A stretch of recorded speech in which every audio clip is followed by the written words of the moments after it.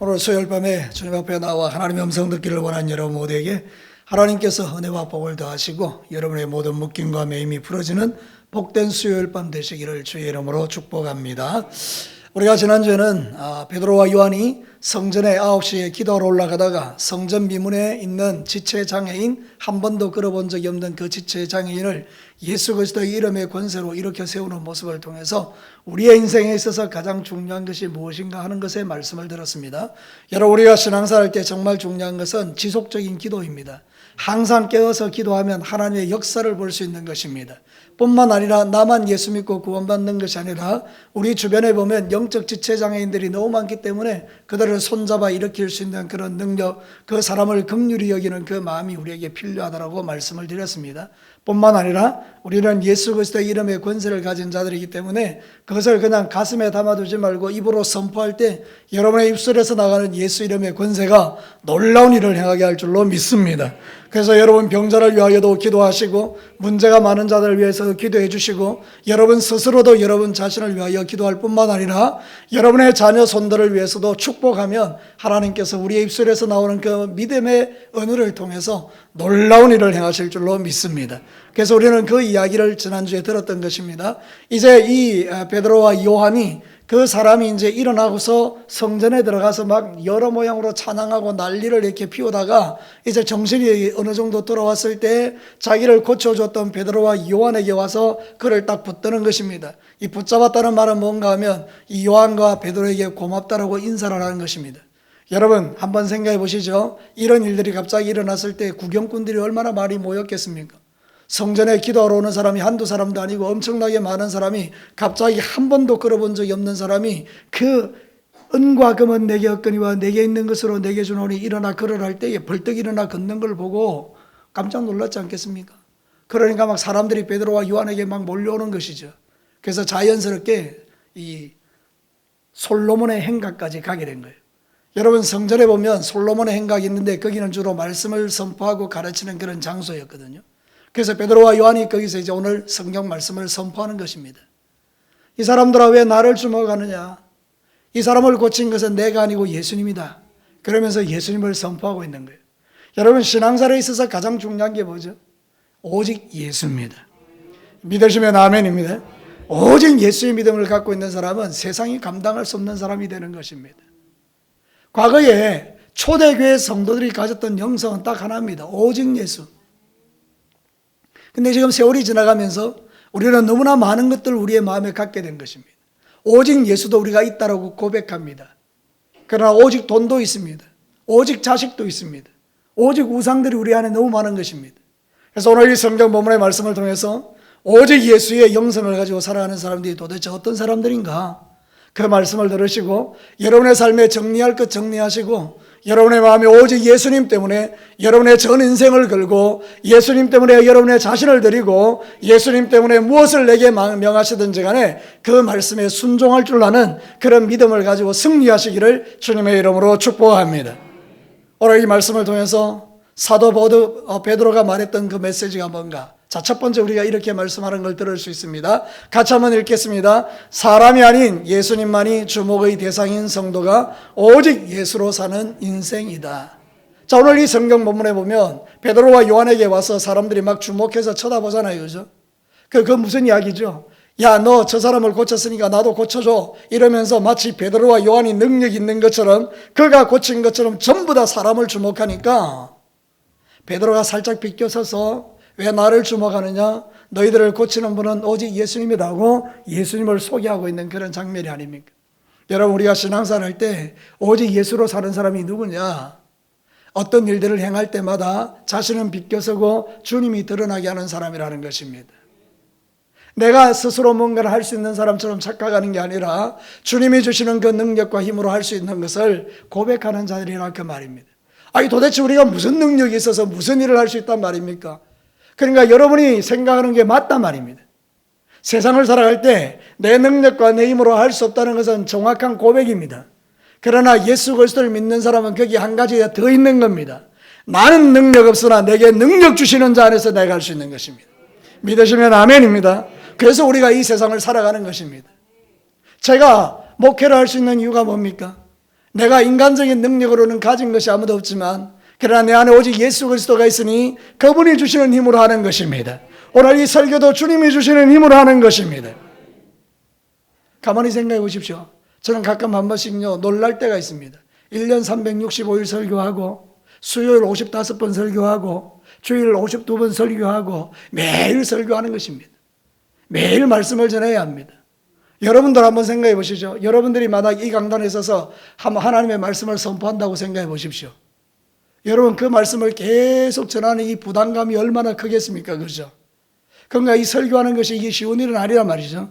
근데 여러분 이거 어떻게 할 수 있는 것입니까? 하나님이 능력 주시면 한다 그 말입니다. 저뿐만 아니라 여러분들도 하나님이 능력 주시면 감당할 수 있기 때문에 우리는 아무것도 아니라는 것을 고백하고 대신에 여러분이 가져야 될 선명한 믿음이 뭔가 하면 하나님이 나에게 능력 주시면 할 수 있다는 이 믿음을 우리가 가지고 살아야 된다 그 말입니다. 사람을 주목하지 말고 능력 주시는 주님을 주목하는 게 오직 예수의 사람이라 그 말입니다. 누군가가 내게 영광을 돌릴 때 비껴설 줄 알고 이 모든 것을 행하시는 분은 주님입니다라고 말할 수 있는 그 믿음을 가진 자가 바로 오직 예수로 살아가는 사람들이라는 뜻입니다. 여러분의 인생 가운데 그런 은혜가 있게 되기를 주의 이름으로 축복합니다. 베드로와 요한은요 하나님 중심의 삶을 놓치지 않았던 거예요. 그래서 베드로가 직접 기록한 베드로 전서에 보면 이렇게 이야기해요. 4장 11절 참 기가 막힌 말이죠. 만일 누가 말하려면 여러분이 한번 해보시죠. 하나님의 말씀을 하는 같이 하고 누가 봉사하려면 하나님이 공급하시는 힘으로 하는 같이 하라. 이런 범사에 예수 그리스도로 말미암아 하나님이 영광을 받으시게 하려 함이니 그에게 영광과 권능이 세세히 무궁하도록 있느니라. 아멘. 지금 이 사도행전의 베드로가 나중에 베드로 전서를 기록할 때도 똑같은 마음으로 고백하는 게 뭡니까? 오직 예수, 오직 하나님. 사랑하는 성도 여러분, 지금 마지막 시대에 희미해진 게 뭐죠? 저와 여러분의 마음속에 오직 예수예요. 오직 예수가 희미해지니까 모든 염려와 근심 걱정들을 다 안고 내가 살아가는 겁니다. 그러니까 여러분 두려운 것입니다. 걱정되는 것입니다. 염려가 되는 것입니다. 낙심이 되는 것입니다. 별 것 없습니다. 오직 예수의 믿음이 희미해질 때 오는 현상들입니다. 사랑하는 성도 여러분, 오직 예수, 그 믿음이 나를 지배하면 사람이 보이지 않고 나와 함께 하시는 하나님이 보이는 겁니다. 그래서 베드로가 말하는 것입니다. 나 주목하지 마. 이 사람을 고친 건 내가 아니야. 너희들이 죽인 예수 그리스도, 하나님이 살리신 그분이 고쳐준 거예요. 이 말은 뭐죠? 너희들도 예수님을 믿으면 이와 같은 주인공이 될 수 있다고 이야기하는 겁니다. 오늘도 저와 여러분이 오직 예수의 믿음을 가질 때 여러분의 인생 가운데도 놀라운 하나님의 능력을 맛보며 살아갈 줄로 믿습니다. 사랑하는 성도, 우리 하나님이 아니면 아무것도 아닙니다. 요한복음 15장 5절을 보시죠. 다 같이 한번 읽어보겠습니다. 나는 포도나무요 너희는 가지라. 그가 내 안에 내가 그 안에 거하면 사람이 열매를 많이 맺나니 나를 떠나서는 너희가 아무것도 할 수 없음이니라. 우리는 우리 자신조차도 바로 세울 수 있는 능력이 별로 없는 존재라는 걸 매일 깨달아요. 우리 윤건사님 기도하신 그대로 하루의 삶을 돌아보면 내가 했던 게 범죄한 것밖에 없고 내 생각에 나쁜 생각밖에 없다는 생각을 우리가 가질 때가 많지만 이런 내가 그래도 이 땅에서 믿음 지키고 살아갈 수 있는 유일한 이유가 뭐냐? 오직 예수, 그분이 나의 포도나무고 나는 그의 가지가 되었다는 이 믿음이 우리로 하여금 살게 하는 것입니다. 여러분은 누구에게 붙어 있습니까? 돈에게 붙어 있으면 돈이 떠나가면 나는 마른 나무 되는 것입니다. 바짝 마른 나무 되는 것입니다.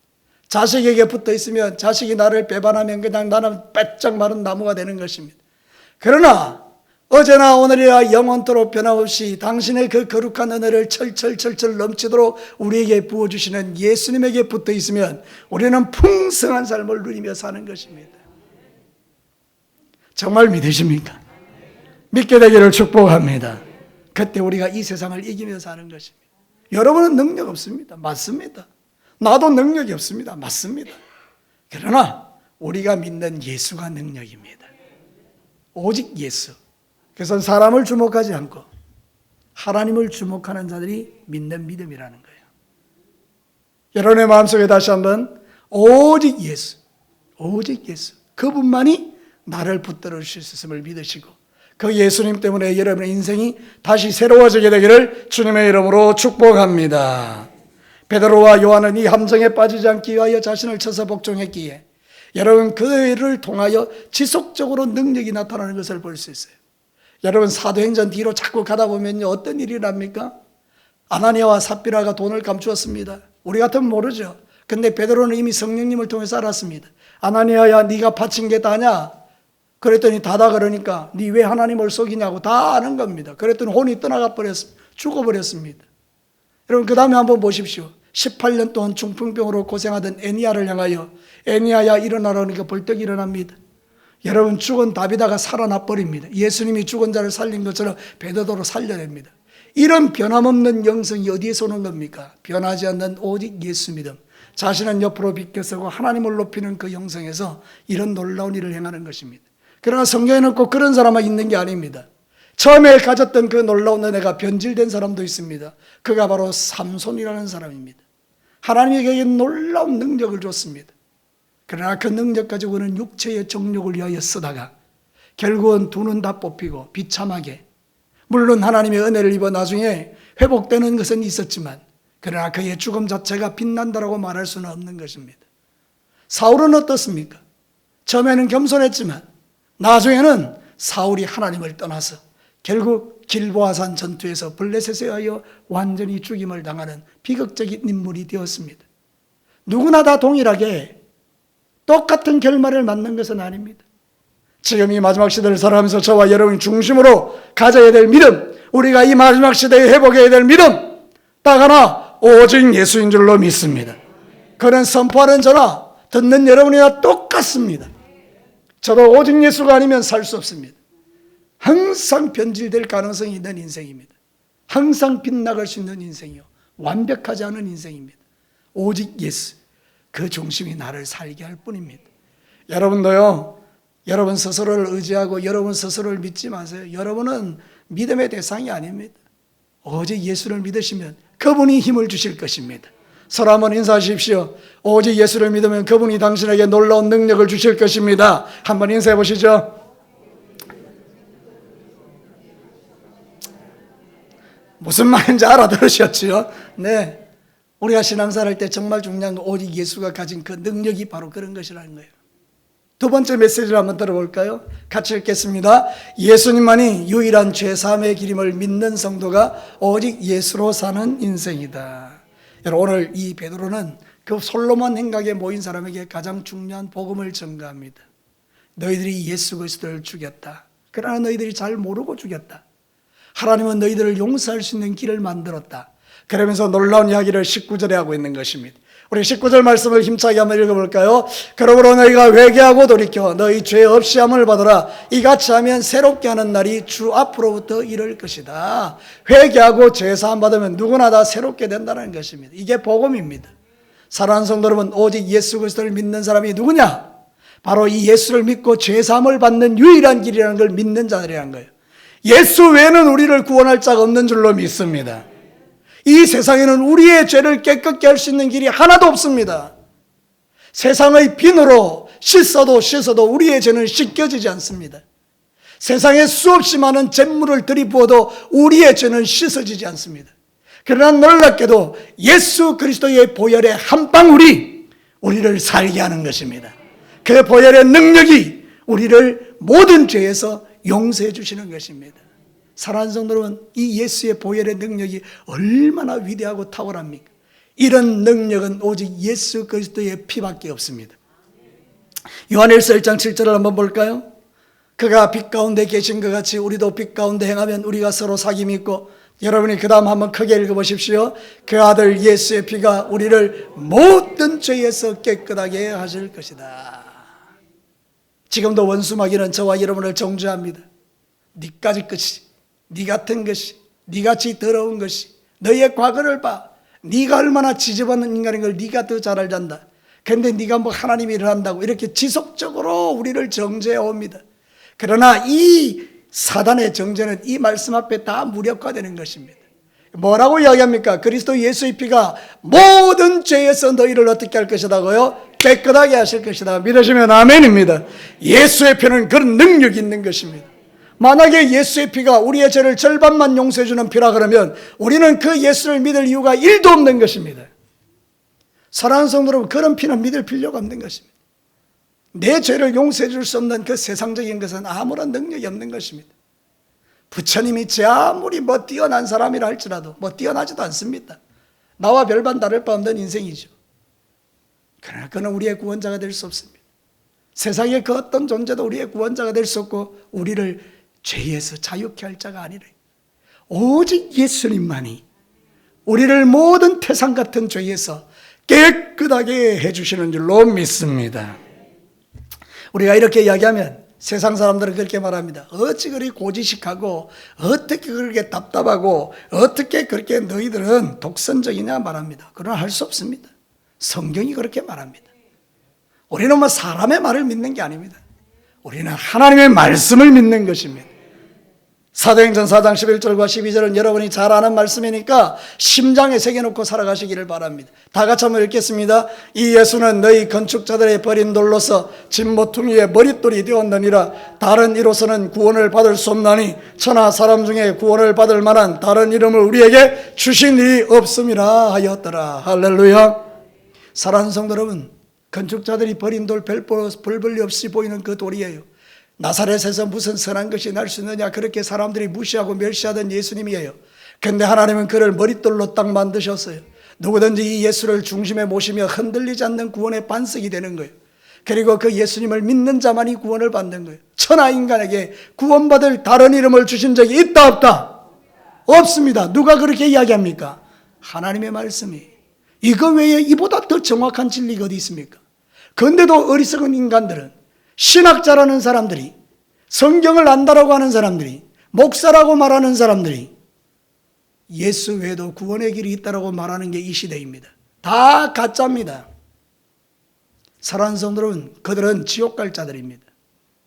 오직 예수 그리스도만이 우리를 천국으로 인도하는 유일한 이름입니다.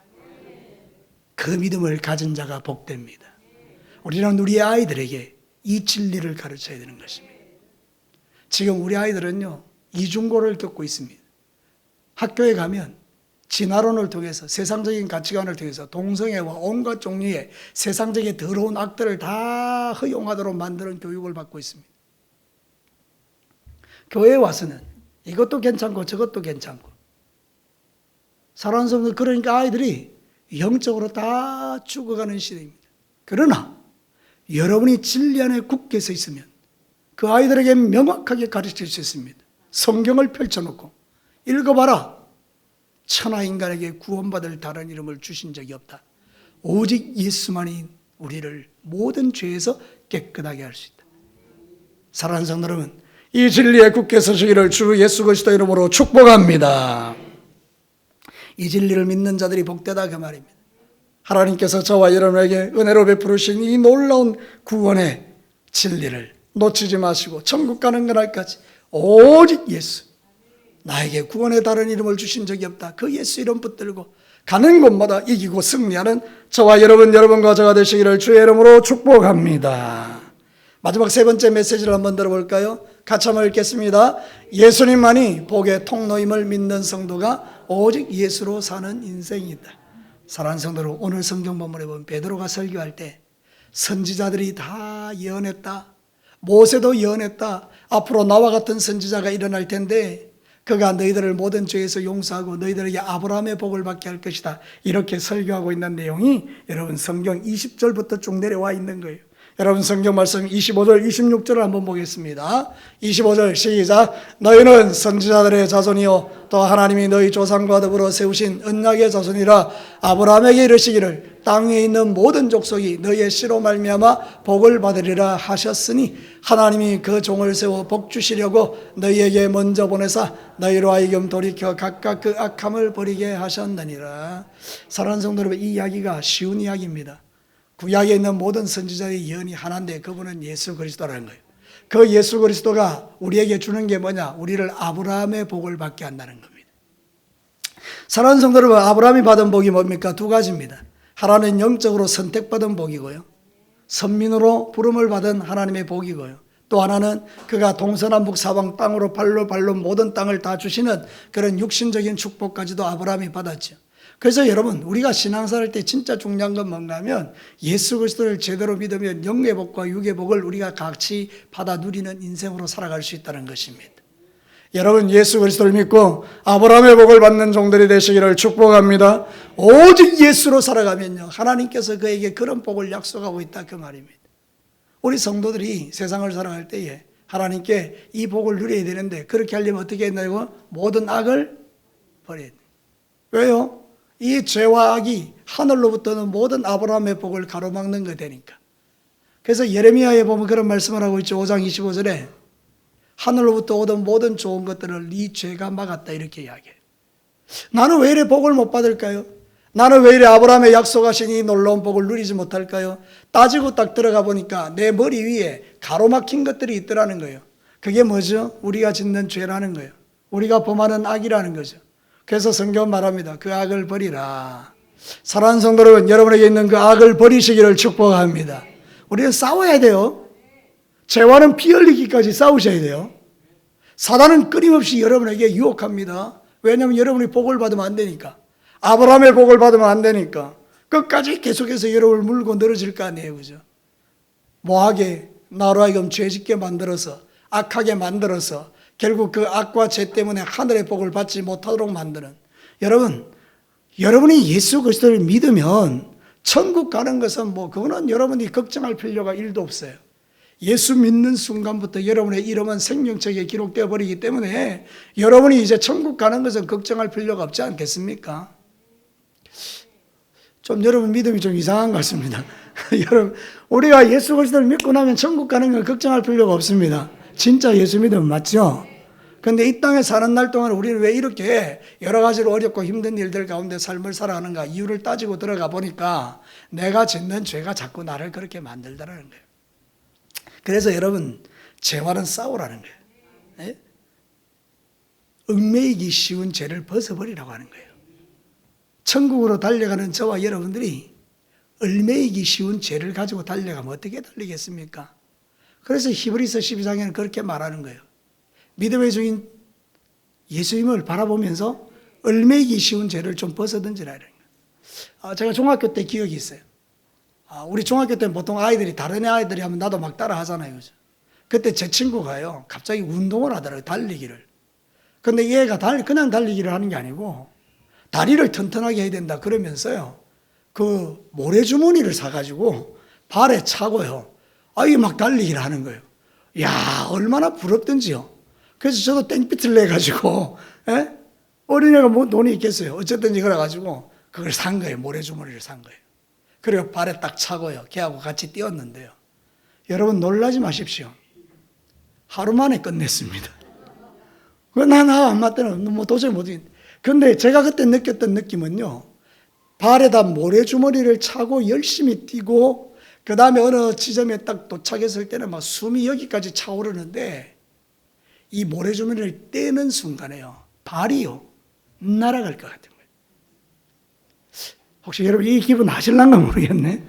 여러분 그 이해가 되시죠? 모래주머니를 이런 걸 차고 있다가 모래주머니를 탁 떼버리니까 막 발이 막 얼마나 가벼운지요.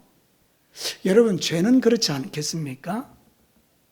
우리가 지고 가는 인생 가운데에 하나님이 나에게 지우는 십자가도 있겠지만, 어떤 면에서 보면 내가 스스로 발에다 채워놓은 모래주머니와 같은 죄들이 내가 하나님 나라를 향하여 달려가는 길에 내 다리를 끄집어 당기는 일들이 얼마나 많이 있겠느냐. 그러니까 오늘 이 성경 본문을 통해서 여러분들에게 말씀하시는 내용이 그거예요. 우리는 아브라함의 복을 받은 자들, 오직 예수 그리스도를 믿는 자들은 아브라함의 복을 사모하고 자신에게 주어진 그 모래주머니와 같은 죄들을 끊어내고 하늘의 복을 받으면서 살아가라, 그 이야기를 우리에게 하고 있는 거죠. 이스라엘 백성들이 생명의 주를 죽였지만 하나님은 그 크신 사랑으로 그들의 죄를 다 용서해 주시고 그들이 구원받은 하나님의 자녀로 살게 하실 뿐만 아니라 이 은혜를 저와 여러분에게도 주셨습니다.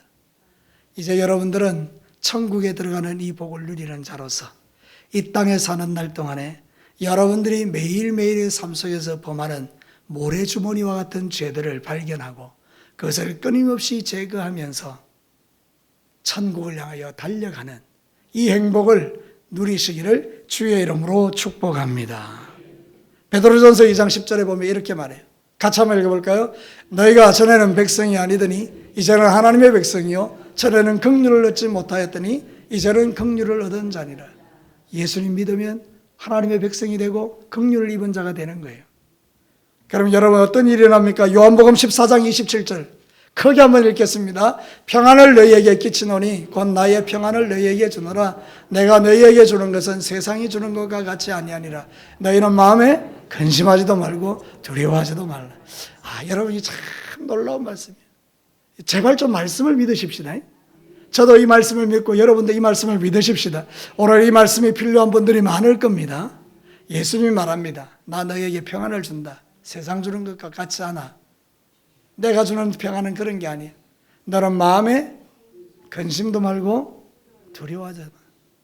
여러분 예수님을 믿으면 말씀을 믿으면 우리 안에서 떠나가는 게 있어요. 그게 두려움과 근심이에요. 무엇이 여러분을 두렵게 합니까? 무엇이 여러분을 근심하게 합니까? 예수님이 여러분에게 있지 않습니까?